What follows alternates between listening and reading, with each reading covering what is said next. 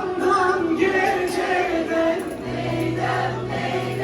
geceden şanlı tutmuş pencereden bacaktan ışılmış üşümüş perişan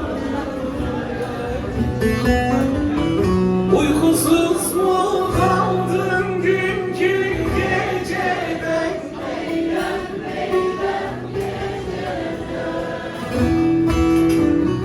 uyan uyan Yasin'e sor benim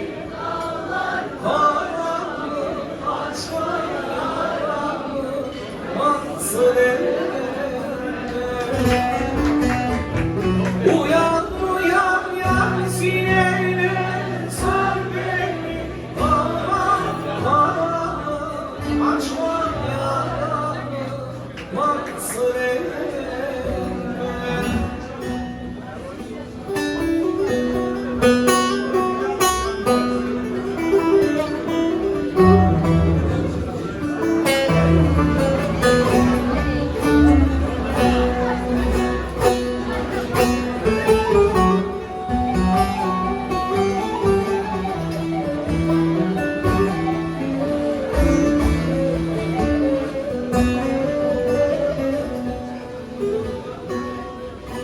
aşılmaz dağlardan aşıktın beni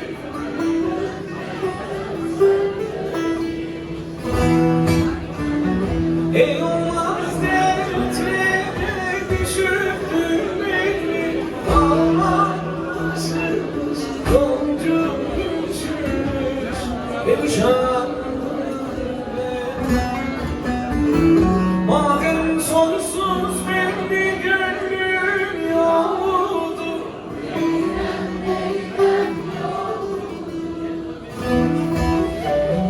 niye doğru yoldan şaşırdın beni ağlar